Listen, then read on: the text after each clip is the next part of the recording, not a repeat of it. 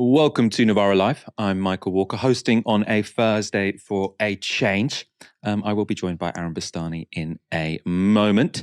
First of all, I'll talk you through what we will be discussing tonight. There is civil war again in the Conservative Party. It's over what seems to me a bit of a silly issue, whether we should just repeal all of the EU laws at once or maybe do it bit by bit. As I say, I don't know why this is a huge row within our political class, given everything we know that is wrong with the country. We're also talking about the Bank of England raising interest rates, Trump on a town hall in CNN, was it a mistake, or on CNN, sorry, and a clip of Robert Jenrick getting owned on Channel 4. You might have seen it already on Twitter. We're going to give you the analysis.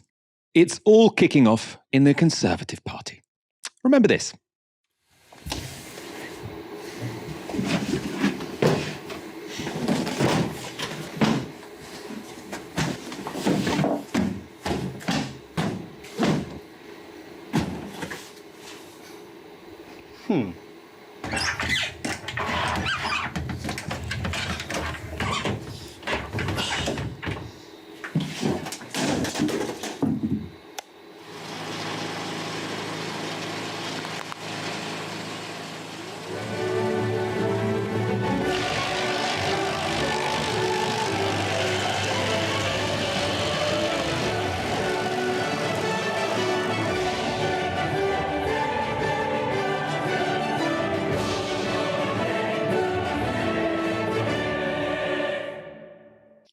A simple but fairly effective campaign ad, I thought. That was, of course, during Rishi Sunak's first leadership campaign when he was up against Liz Truss.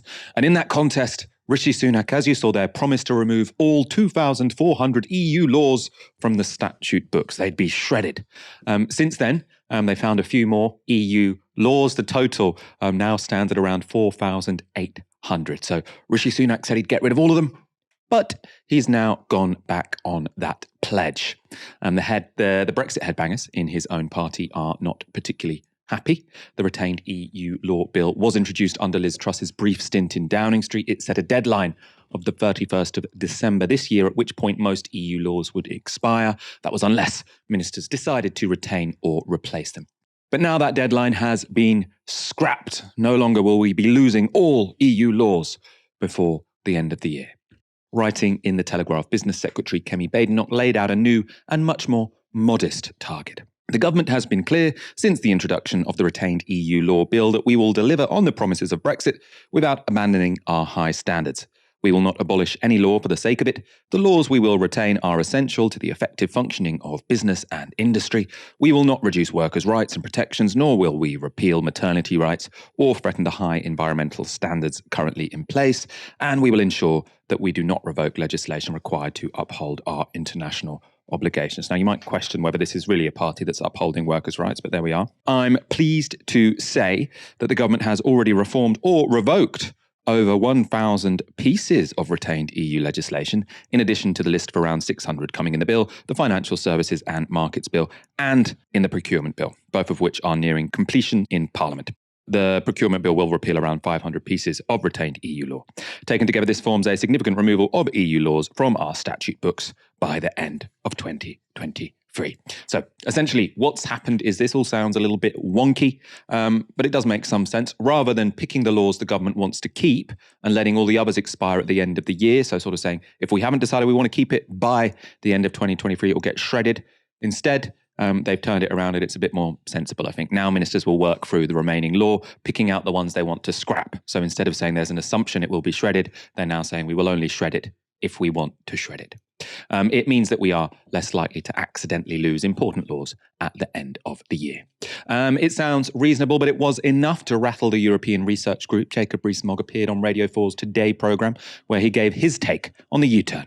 Bear in mind that I think it was 1,400 of these laws were found in the National Archive because they weren't actually being used. Now, surely we should be getting rid of at least of those. But surely that's just a gesture, Mr. Rees-Mogg. It's a way of Brexiteers who, it seems to me, are pretty frustrated that you've not managed to deliver much of what you promised to the electorate when you told us to leave the EU in 2016.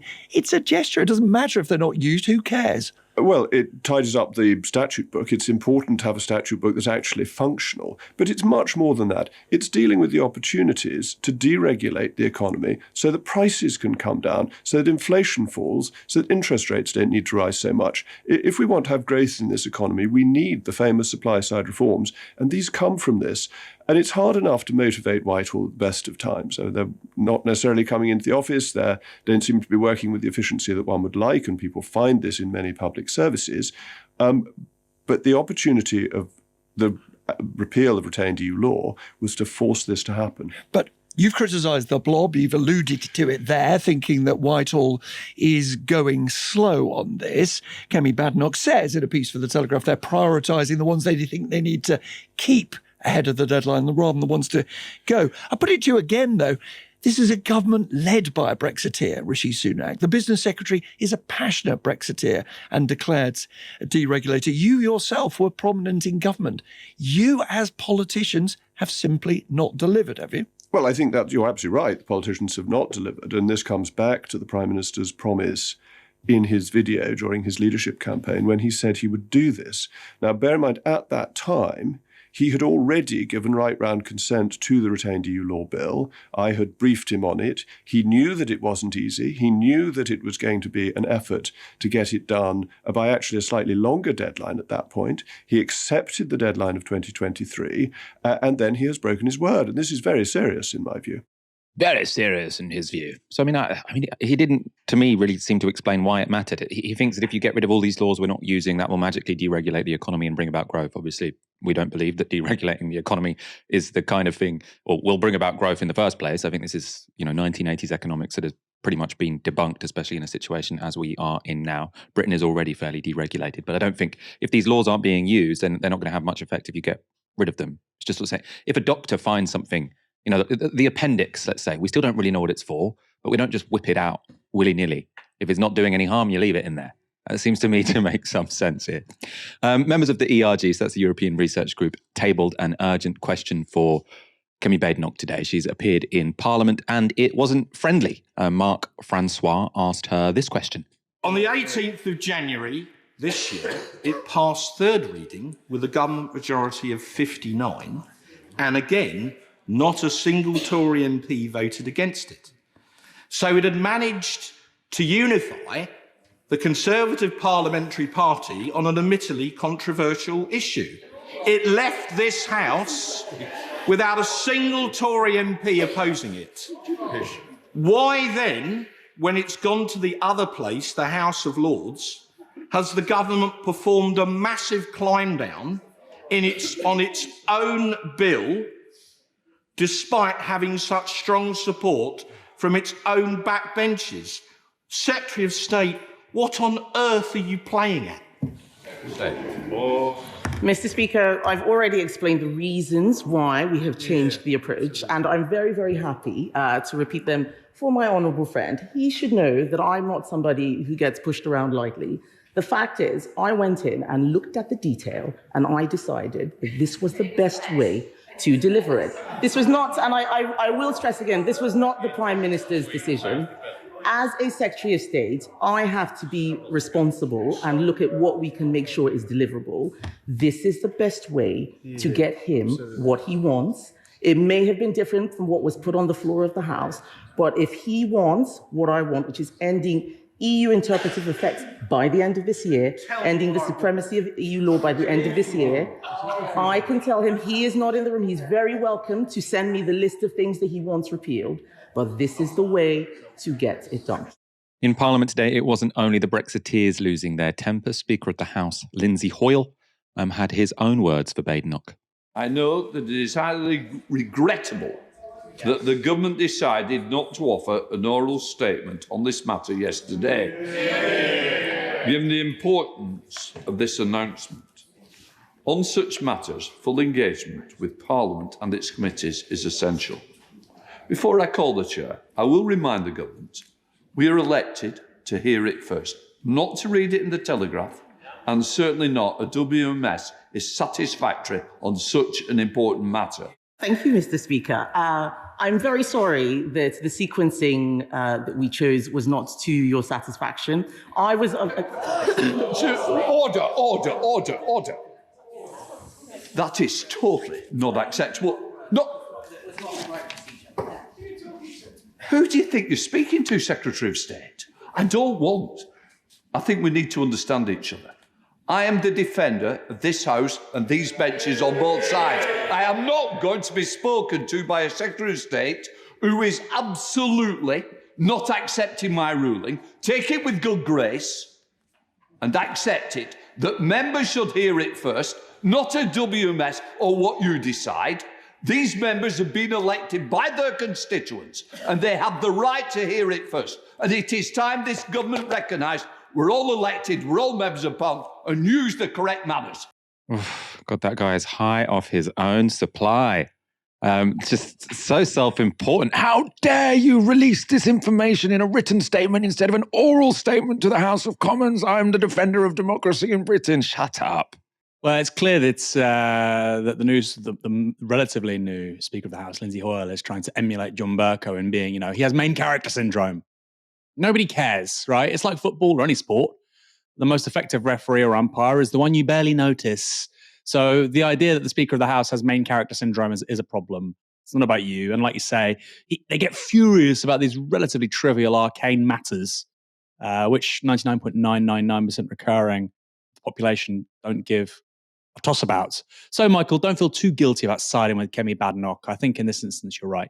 And on the issue of this retained EU law, I mean, it's exercising lots of these right-wingers. Jacob Rees-Mogg is going on about it all the time. To me, it does seem completely ridiculous. The idea that sort of in the middle of a lot of intersecting crises, you would have as a government priority to get rid of all the laws and then work out if you needed any of them afterwards, instead of sort of going through them and say, well, if we want to get rid of this one, we'll get rid of this one. If we want to get rid of that one, we'll get rid of that one.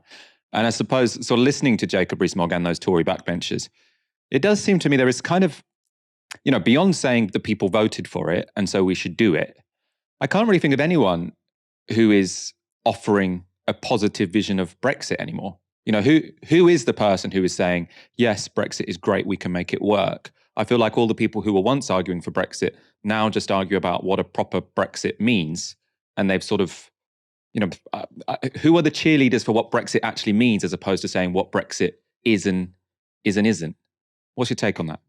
Yeah, it's a great point. And like you say, this idea that, we have to get rid of every single piece of legislation from our time in the European Union. Obviously, Britain was a member of the European Union from 1973 to 2020 or 2021, depending on how you want to measure it. So clearly, it's going to take a while to get through all of this. The idea that you would just jettison the 48-hour working directive or statutory maternity pay, and leave legislation, which, by the way, when Jacob Rees-Mogg says, we need supply side reforms, he means this stuff, right? That's what he means. That's the subtext. It's not irrelevant stuff. It has to be, if you're talking about supply side, you're basically talking about really big stuff, which has an impact on the labour market. And the argument that comes from people like Jacob Rees-Mogg, there's two arguments here, right? The first is from people like Jacob Rees-Mogg, and they say, well, it'll increase productivity if we get rid of the 48-hour working time directive and if we change, statutory maternity leave, etc. Hold on a second. The Netherlands, France, Germany, all these countries in the European Union have higher productivity, which is to say GDP per hour worked. They've all got better productivity than we have. Yet they have these things that you want to get rid of, apparently, because that will unleash Britain on the supply side. Well, I mean, probably not, right? We've got a really good comparison right now. We already have very low productivity, having the exact same legislation on these precise same issues as many of these countries in Europe. So that doesn't really add up. I mean, they obsess about the 48-hour working time directive. I would really implore our viewers and listeners on the podcast later on to go and Google it, see what the legislation says. It doesn't apply if you're in a senior management role. It doesn't apply if you're in 48 hours like shift work. It doesn't apply to emergency services and a bunch of other industries. And also, you can get opt-outs. You can literally apply as an employee to opt out of the 48-hour working time directive. You can do that today. So this idea that, well, if I want to work more than 48 hours, I should be able to. Well, you can. You can opt out of it. It's just one more of these absurd scare stories which frankly are filling the vacuum of proper politics. And like you say, a propositional vision for Brexit. Because they don't have one, they have to keep on banging on about this absolute nonsense. like the 48-hour working time directive. You know, the idea that you can't work more than 48 hours a week. I mean, I'm sure basically everybody watching this has done that, right? One time or another. So this idea that, you know, somehow the government's going to come along and arrest you if you work more than 48 hours, that's how they try and present it, the nanny state. No, it's something that, generally speaking, suits workers very well. It's very positive if you want a work-life balance. And if you want to opt out, you can. It doesn't apply to people who are self-employed or who have oversight of their own work, i.e. managers. Very, very sensible piece of legislation. Now, we can get rid of it if you like. The government has a mandate. It can do that. But the idea that it's going to somehow magically, you know, turbocharge UK GDP when it applies to far wealthier countries in continental Europe, I mean, again, it really just fills that vacuum of actually having a vision here. How are we going to run the British economy in the 21st century? They don't have answers for that, so they're just stuck with nonsense like this. No, I wholeheartedly agree. I just want to put on record, I do not want to work a 48-hour working week, and I don't think anyone ever should. So I see what you're saying, Aaron, in terms of, is it a priority to get rid of this thing? Even from their perspective, it shouldn't be, because there are so many opt-outs. I actually think we shouldn't have the opt-outs, because as soon as you make the possibility of having an opt-out, then what that means is your boss can pressure you to sign up to the opt-out. Once again, the Bank of England has raised interest rates. It's the 12th consecutive hike in the rate, taking it to 4.5%. That's the highest it's been since October 2008, which was bang in the middle of the financial crisis. The latest rise, like the 11 previous ones, is supposed to reduce inflation. In March, the last month we have a measure for inflation, it stood at 10.1%, down just 0.3% from 10.4% the month before. So not very much then. So is the bank's strategy working? Sky News put that question to Bank of England Governor Andrew Bailey. Today, you're talking about the fact that food price inflation has been higher than expected. You've had to upgrade or raise your inflation forecast. Before it was, you know, Putin, before it was energy. People are looking at the bank, they're looking at your inflation forecast, and they're saying you keep getting it wrong. I mean, is the simple truth here that basically the bank isn't very good at forecasting? I don't agree with that. I want to be very clear. We are having, we're experiencing huge external shocks coming into, and we're not alone in this. I mean, other countries obviously have got the same situation. Those external shocks are, frankly, not something you can forecast as such. Things like the war. Something like the war, you can't forecast wars. But the bank was missing its forecasts before the war. It was missing its forecasts before the big rise. Yes, because there was an impact from in 2021. There was an impact from COVID on what we tend to call supply chains, on the supply of goods into the world economy, actually. Now, that was the first shock we dealt with sort of post-COVID. What I think has been particularly difficult in this situation is that we've had this succession of big shocks with no gaps in between, and we've had to deal with those. And we've had to adapt policy as those shocks and their effects have come along. And I also would fully recognise we learn things about those shocks as they go on. So the transmission of food prices, it's going to take longer for it to work through. It's not that it is going to become persistent in the sense of never going away. All the food producers and retailers I talk to say, no, it is going to come down this year, but it is taking longer. That, I think, has some things to do with the nature of the shocks that we're experiencing, and particularly, I'm afraid, sadly, how the war in Ukraine has fed through into elements of the world economic system. Bailey spoke a lot about food price inflation there, and the price of groceries have been rising at the fastest rate in over 45 years. That's according to the Office for National Statistics. In the year to March, food prices rose by 19.2%. In the year to February, food inflation stood at 18.2%. That's a figure that's still moving in the wrong direction. In more positive news, the bank updated its growth forecast by the biggest amount on record and scrapped its earlier prediction of a recession. It now says the economy will reach its pre-pandemic size by the end of this year.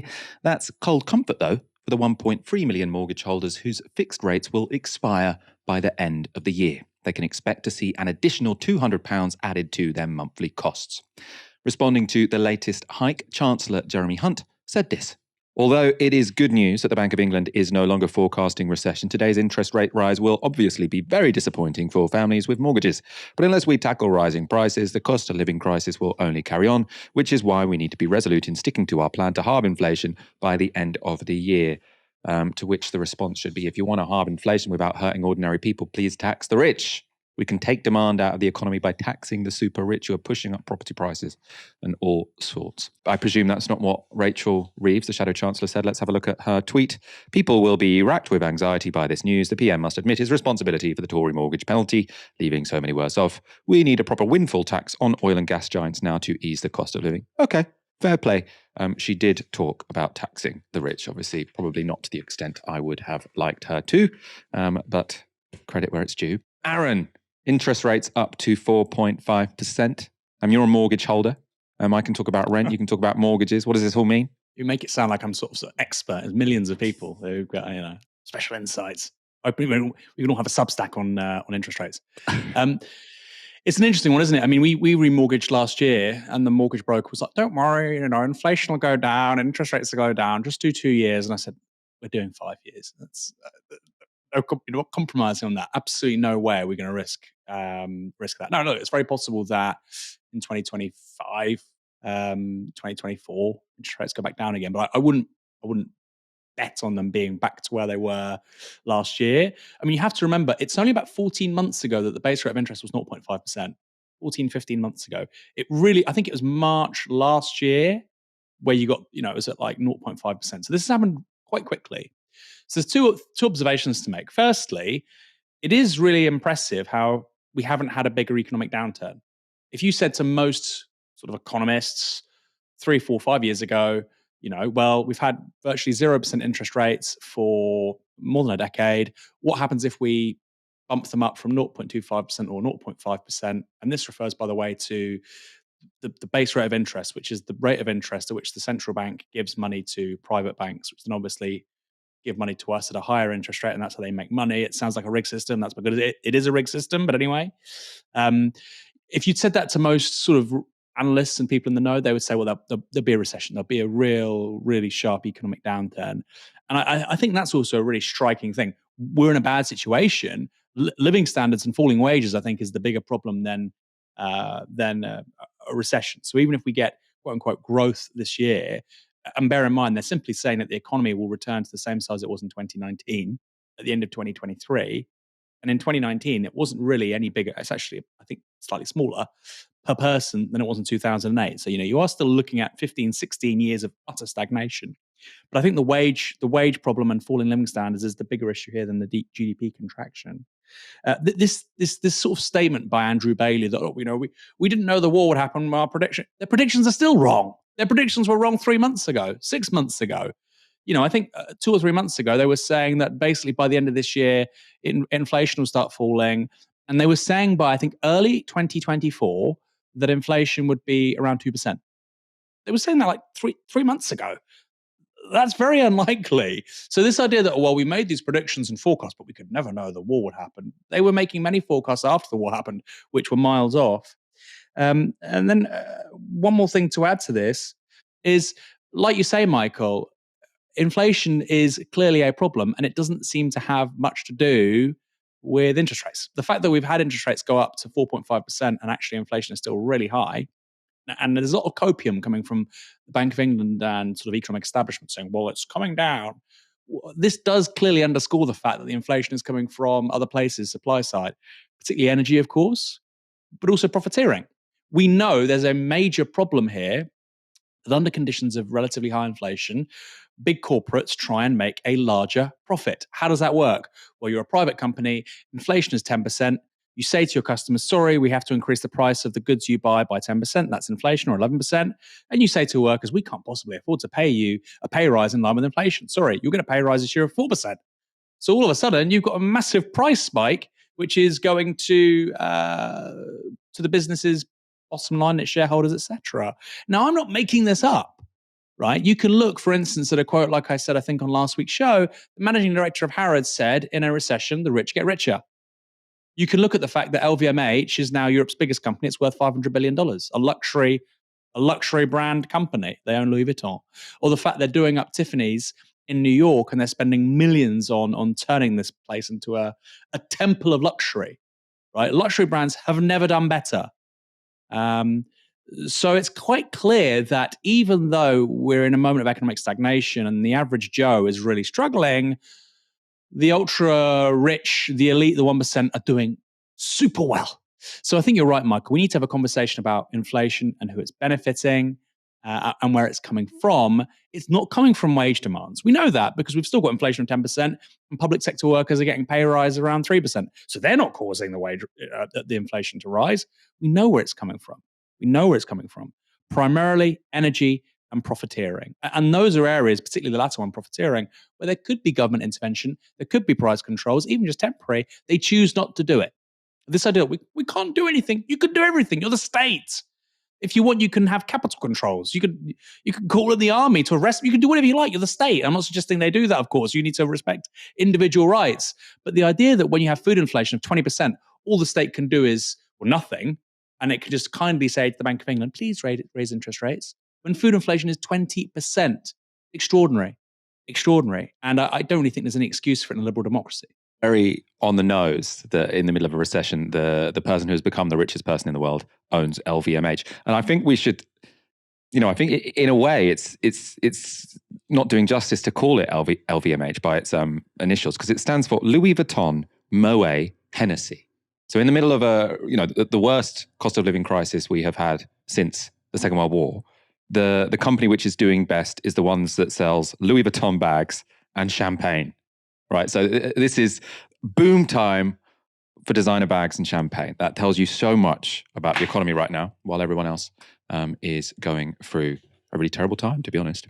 Donald Trump is running to be president again, and his first town hall wasn't broadcast by the right-wing Fox News network, but rather by centrist CNN. Trump started the town hall exactly as he meant to go on, with a lie.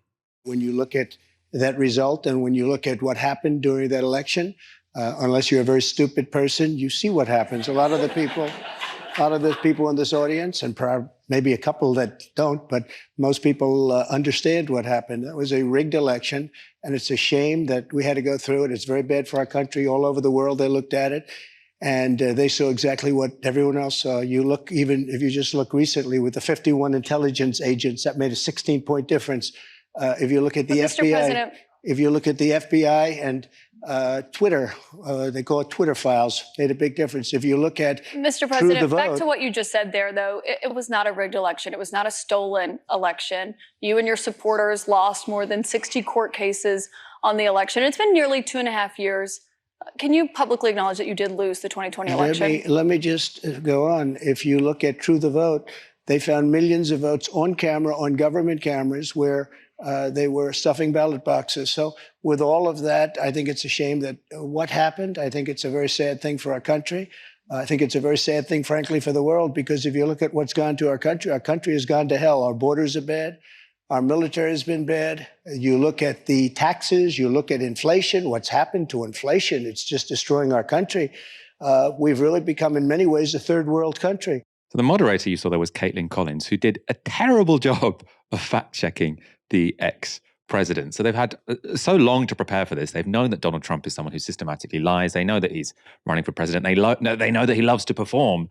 And yet she let him go on for so long, not just repeating the lie, but then also going off on all his favorite talking points about why Joe Biden is rubbish. So it didn't seem to me like an interview that provided, or a town hall, sorry, that provided much scrutiny. And to make matters worse, it was Donald Trump, someone obviously a liar to anyone with any sense, who himself managed to position himself as the fact-checker-in-chief. Here he is answering a question about the Capitol riots. You said you weren't very involved that day. You did tell your supporters to come to Washington. You tweeted about it, about that speech that happened on the rally. Am I allowed to say that? When they went to the Capitol and they were breaking into the Capitol, smashing windows, injuring police officers, why did it take you 3 hours to tell them to go home? I don't believe it did.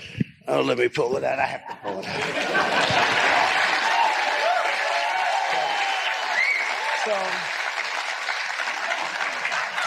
So if you look at, on January 5th, the day before, I said, please support our Capitol Police and law enforcement. They are truly on the side of our country. Stay peaceful. Stay peaceful. This was the day before, and this was in the form of Twitter. Now use Truth Social. I think it's far superior. So is that fairly anodyne tweet was the day before. He then spoke in a very sort of, one could say, an insightful way at the Capitol before the riots took place. And then, as the host there was mentioning, he didn't intervene for a very long time. So you could see that as a bit of a non sequitur, a distraction from him there. Again, though, having that bit of paper made him seem fairly authoritative, didn't it? If you're wondering why the audience is enjoying everything so much, huge cheers for Donald Trump. Well, it's because it was largely made up of Republicans. That's because this was sort of pitched as he is not yet the presidential candidate, he is a candidate in the Republican primaries, although clearly the guy is already running his, not just the primary campaign, but the presidential campaign. Those Republicans in the audience were also pleased with his answer on Ukraine. If I'm president, I will have that war settled in one day, 24 hours. How would you settle that war in one day? Because I'll meet with Putin, I'll meet with Zelensky. They both have weaknesses and they both have strengths. And within 24 hours, that war will be settled. It'll be over. It'll be absolutely over. Do you want Ukraine to win this war? I don't think in terms of winning and losing. I think in terms of getting it settled so we stop killing all these people and breaking down this country. Now, can I just follow up on that? You said you don't think in terms of winning and losing. Mr. President, can I just follow up on that because that's a really important statement let me that just you just follow made up. there. Can you say if you want Ukraine or Russia to win this war? I want everybody to stop dying. They're dying. Russians and Ukrainians. I want them to stop dying. It shows how far US politics has shifted that kind of comment gets a huge round of applause from the audience. Now, I mean, I do not trust Donald Trump on foreign policy. I also want, Ukraine to win the war, by the way. I don't think they're going to get a total victory, but I think they're fighting a just defense of their country against an illegal invader. But the idea that you could have that very sort of, in the past, that would have been called a peacenik argument because it's so naive. He's just saying, we should have his peace. But that's now big in the Republican Party, which, there are some real upsides to that. A less hawkish American foreign policy, even if it's not dictated by morals, that's not necessarily a bad thing. At other times in the town hall, there were familiar flashes of temper. In this clip, Collins is asking Trump about classified documents found at his Mar-a-Lago home. I was negotiating with NARA. Do you know what NARA is? The National Archives. Extremely negotiate left group of them. people. Extremely left. And I was negotiating with them. All of a sudden, they raided my house. They didn't raid the house of Joe Biden. They didn't raid Obama. But Joe Biden didn't ignore a subpoena to get those documents back like you did. And so that's the question. 1,850 boxes. But that's the question that investigators have, I think, is why you held on to those documents when you knew the federal government was seeking them and then had given you a subpoena to return them. Are you ready? Are you ready? Can I talk? Yeah, what's the answer? Do you mind? I would like for you to answer the question. Okay, it's very simple to answer. That's why I asked it. It's very simple you're a nasty person, I'll tell you. Aaron, I want your thoughts on this. A number of things to say, how is Donald Trump campaigning? But also, I think there's a huge debate among liberals and leftists in America to say, what the hell do we do about Donald Trump standing again? Huge criticisms in 2016 about the amount of coverage he got and people thinking that helped his campaign. Now people saying he shouldn't be platformed, but also he's running for president. What the hell do you do in this situation? Michael, the guy is a media genius. The whole thing about ending the war in 24 hours in Ukraine is just headlines. It's pure headlines and attention grabbing. Hundreds of millions, maybe billions of people would, that's the kind of headline that reverberates around the world. I will end this thing. He's not saying, I will end it, peace, settlement, 24 hours. It's just immediate, it's like an immediate visual cue. You think of somebody solving the problem, getting them around the table and sorting it out really quickly. It's obviously highly unlikely, even if he did manage to create some kind of peace settlement as US president. These things don't take 24 hours. It's just absurd. But it's an extraordinary headline, right? So he is a media genius. And I think just because that doesn't necessarily tally with, the words he uses, he uses the vocabulary maybe of like a 12-year-old or something. So what? That's clearly what matters in politics and democratic society. If you're able to generate headlines like that, it's a real talent. It's a huge talent. And I think the best way of dealing with him as an individual actually is probably humor. I think you've got three options, right? As a political journalist, you either do the very sort of sensible, sedate, Mr. President, blah, blah, blah, respectful, fact-based, sensible, sober, which is what was there. I don't think that works with Trump. You either go ultra-aggressive, really go all in, which actually is very unusual in US broadcast. It's much more common to see that here in the UK. Think Paxman or Piers Morgan. There's a reason why the US sort of broadcast ecology likes British broadcast journalists like Piers Morgan or like Mehdi Hassan, because they have a style which is far more confrontational than what they're used to over in the United States, even though we are arguably the more deferential culture. It's just a strange aspect of UK political journalism, in broadcast, I should add. So that's one option. And I think another one is really just to mock him and lampoon him. So I think something like Jon Stewart could probably do quite a good job with Trump of holding him accountable, actually, because part of the way that you do that, I think, is through humor. I mean, humor is an incredibly powerful political tool. And I think Trump knows that. To a really extraordinary extent. And I think many Democrats don't know that. I think, by the way, also Barack Obama knew that. Sometimes it's good to, if you want to defend yourself, it's better to not be too quote unquote defensive and just to gesture at the fact that, you know, the person has a point. You maybe mock yourself, you mock the situation, you make light of it. Farage was very good at it for a while. Trump is, like I say, very good at it. And I think this genre of political journalism, when you're confronted with that, when you're confronted with somebody who just wants to make headlines, isn't interested in the truth, and really just wants to get their talking points across, and only talks in a sort of propagandistic, moralizing fashion, when she's doing her job, you're a bad person. It's not going to work. It's not going to work. It's particularly not going to work in front of Republican voters, as we saw there with that kind of microcosm. So I suppose that would be my response, Michael. You either go in hard, you know, very kind of, what's the word? I don't want to say disputive. I don't think that's quite right, because obviously you want to give them a fair crack of the whip, but you really, really Paxman-esque approach, or you lampoon him. But I think the default of US broadcast journalism, MSNBC, CNN, I don't think it's going to wash. You want Cenk from Young Turks, I think, right? You want something a bit more oomph, a bit more fizz. I don't think it'll be coming from big US networks. Maybe Mehdi Hassan, who we interviewed not so long ago, maybe he will do a great job on MSNBC.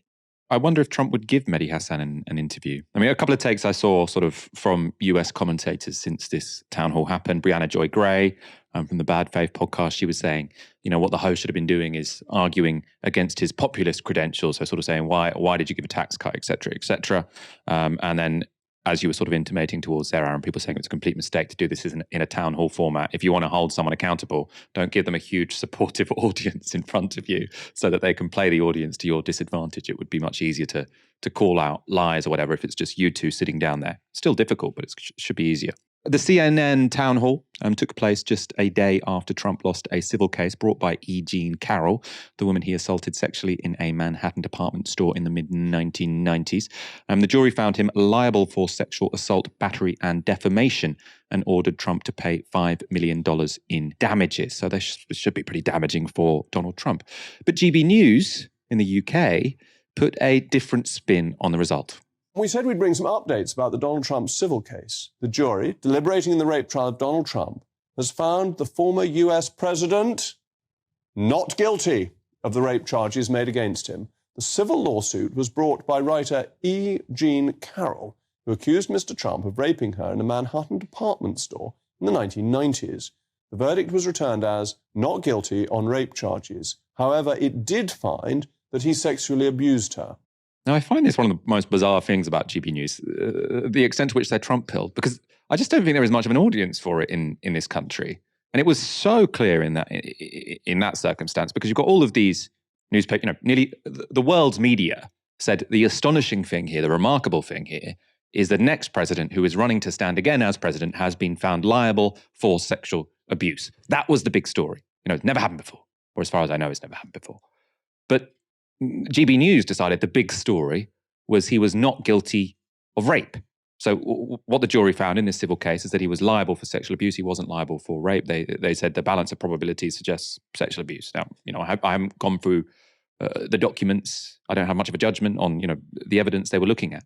But it seems remarkable that a news organization thinks that him being not found guilty for rape was the big story and not him being found guilty of sexual abuse. Aaron, what do you make of sort of GB News trying to bring Trumpism to the UK? Like, obviously, I can see why Fox News and everyone has sort of leaned into it, because that's their base. Their base are Trumpists who really want this guy to be covered positively.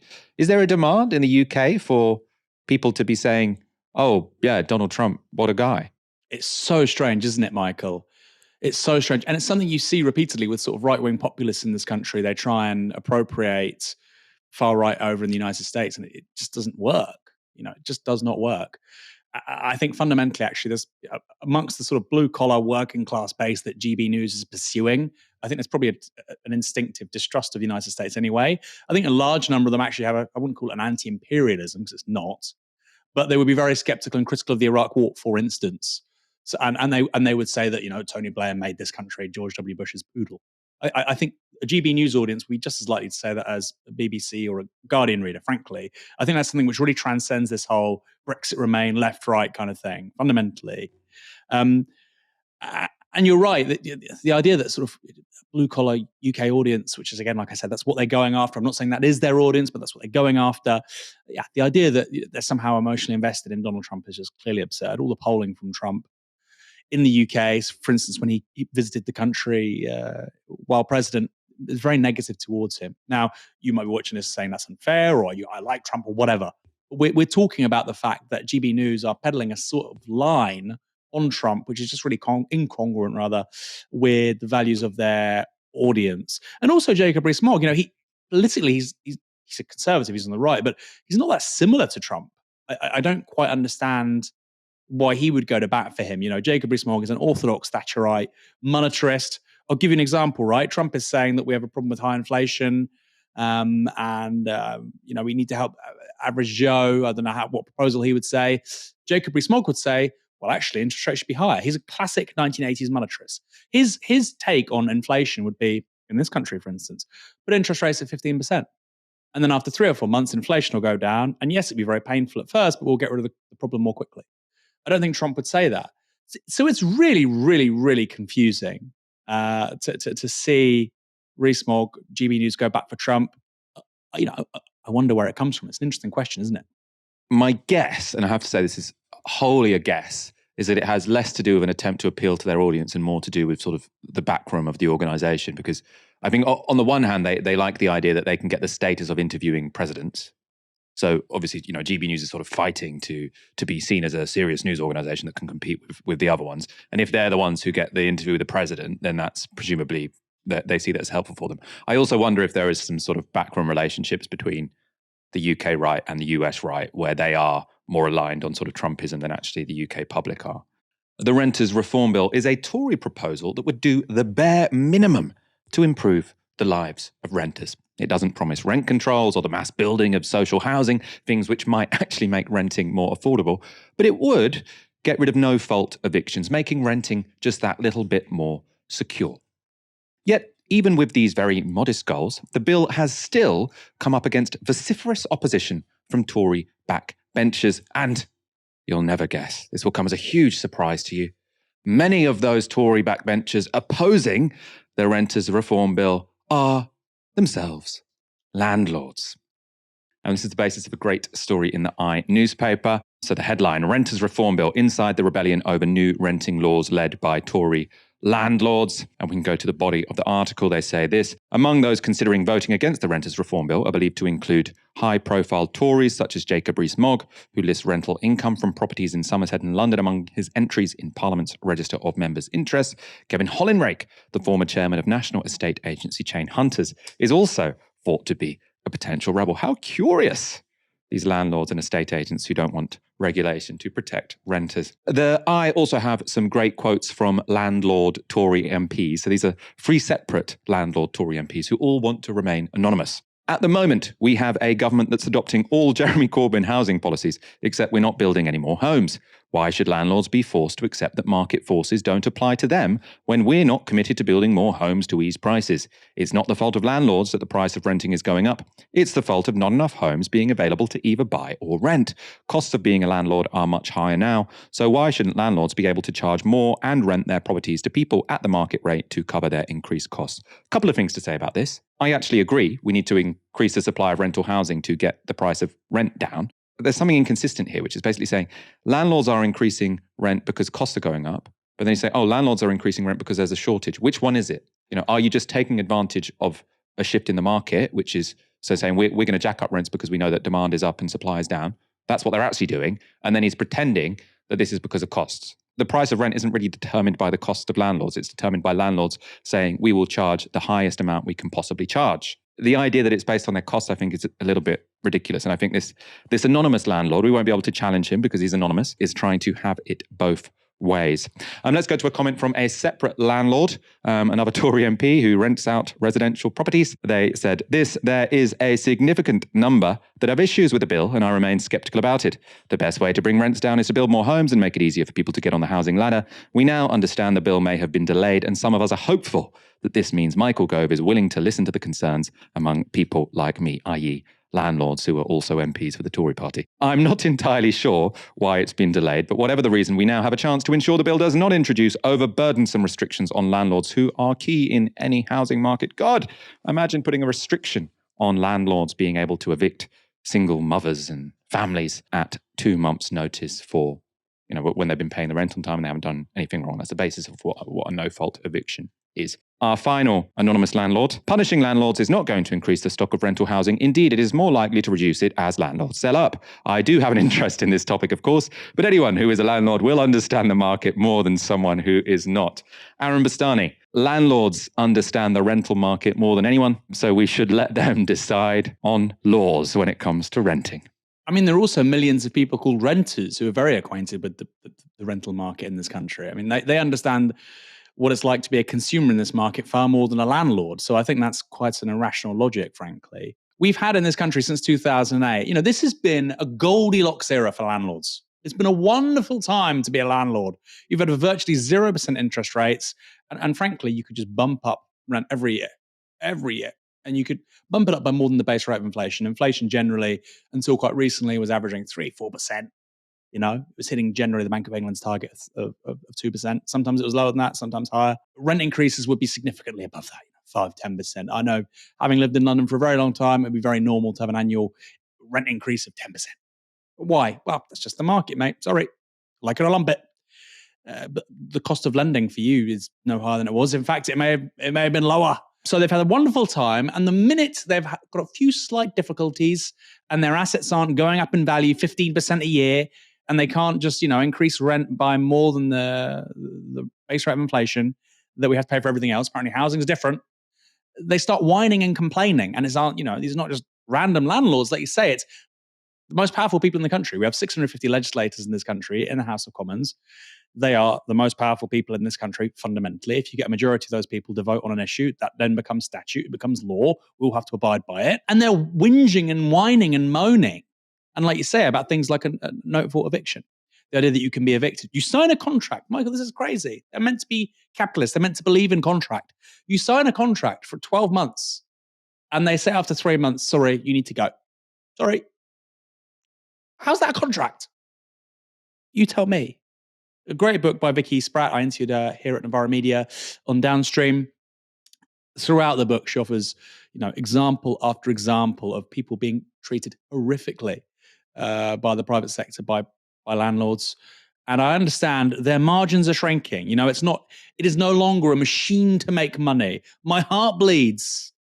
Oh no, I'll have to sell up and maybe do something like start a business which employs people and creates value in the wider economy. Oh my God, people didn't have to do that for thousands of years.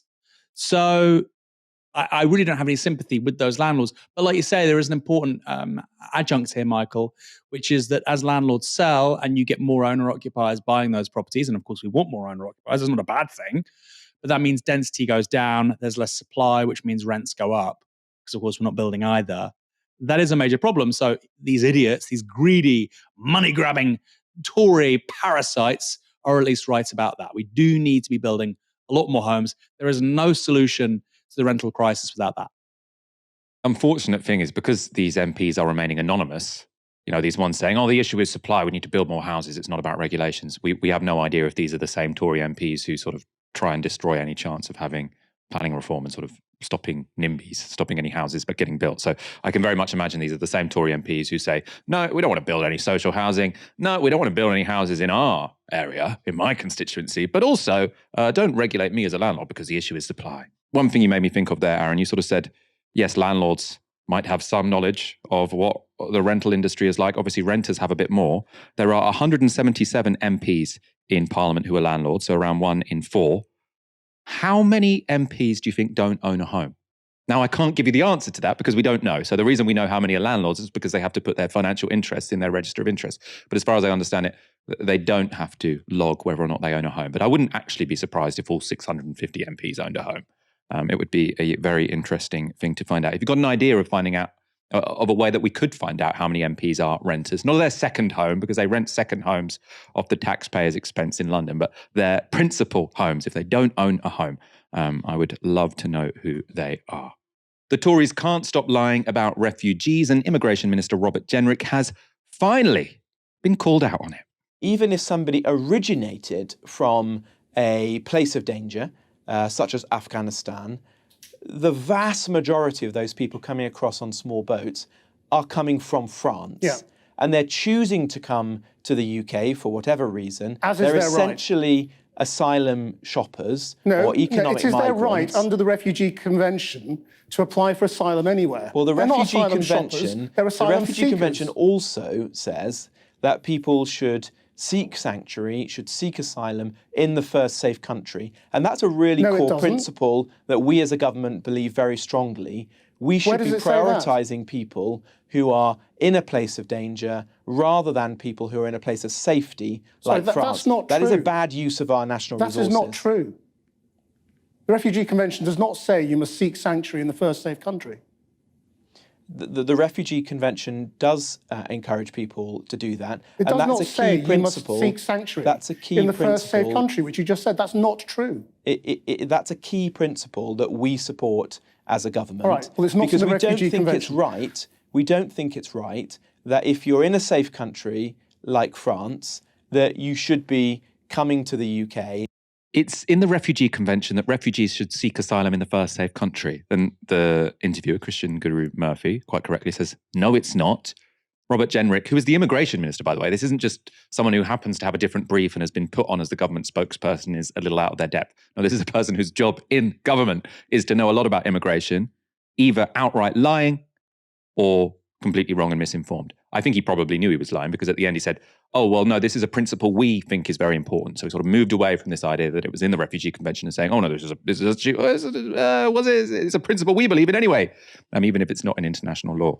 Also worth noting that the reason this isn't in the Refugee Convention is because it would be completely dysfunctional. If you had, as international law, you should seek asylum in the first country you go through, then when there is a civil war in, say, Syria, for example, and 10 million people try and leave, or however many people tried to leave, it would be the case that all of those 10 million would have to claim asylum in Lebanon or Iraq, and then you'd end up with all of these asylum seekers in the same place, which is not going to work very well, right? The whole point, if we were to have a sensible international law on asylum, it would be about sharing out people when there is a conflict in a particular zone. Because if you say, oh, anyone in a conflict zone has to seek refuge in the country next door, which, by the way, most of them do anyway. So most refugees are in the global south and they are in countries next to conflict zones.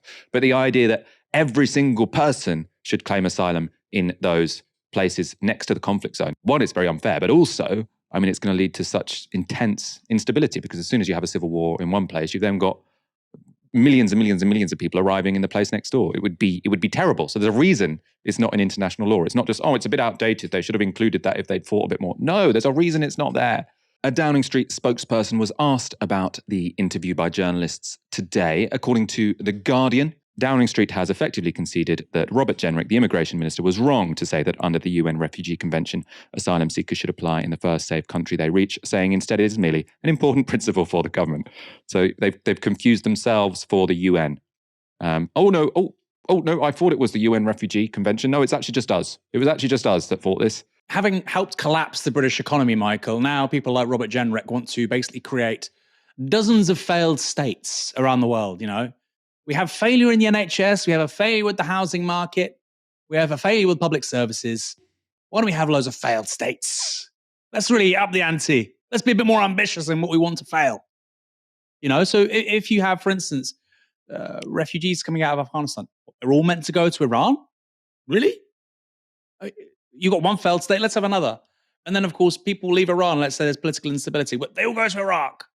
And of course, we know there's lots of people in Iraq. That country's unstable because of clever UK foreign policy. Okay, well, They all go to Syria. Oh, well, that place is unstable too. All those people go to Turkey. Okay, now Turkey has 150 million people. Just so stupid, so malevolent, so thick. It's a serious question. Is there a ladder here? I suppose it makes sense, right? Because right at the top, of course, is the climate. They want to fuck that up as well. They want to fuck up everything. NHS, housing, work, employment rights, public services, and then we go a bit higher, nation states, and then right to the top, climate. Cancel the species, the real cancel culture, brought to you by the Conservative Party. Credit to Krishnan Guru Murthy, he was prepared there. And I think the reason why people like Jenrick talk so loose and fast about legislation, which is not a matter of opinion, black and white, you're right or wrong, but the fact they talk so loose and fast about these kinds of things and these matters is because they generally feel that journalists are underprepared, and that's true. And I think it's a real credit to Krishnan Guru Murthy and Channel 4 that the caliber of their journalism meant that Robert Jenrick couldn't get away with it. There is a reason why most Conservatives and Boris Johnson avoided Channel 4 ahead of the 2019 general election. I suspect something similar may happen ahead of 2024 because they do their job. It's also just such a ridiculous rhetorical maneuver, isn't it? It's like you try and steal a sandwich from Pret, you get caught, and you say, oh no, the law says that if you're hungry and it's half an hour before closing time, you're allowed to steal a sandwich. The law says that. And they say, no, it doesn't. No, it doesn't. You say, no, it does. It does say that. The law says that. Then sort of 5 minutes later, you concede, oh, I was wrong. It's not the law that says that. It was me that thought that. I got confused with my own beliefs, my own preferences for the law. And that's essentially what's going on there. You can't say, oh, no, mistaken. It's not in the Refugee Convention. It's just what we think. Aaron, let's wrap up there. We don't need to make this too emotional because we're going to see each other tomorrow night. You're going to be in the host chair then. I will be co-hosting. I'm looking forward to it already. Can't wait, Michael. Looking forward to it. And everybody who's watching, if you haven't hit it already, smash subscribe. Join us tomorrow evening. We love our Friday shows, Michael and I. Thank you, everyone, for watching this evening. Come back tomorrow at 6 p.m. For now, you've been watching Novara Media. Good night.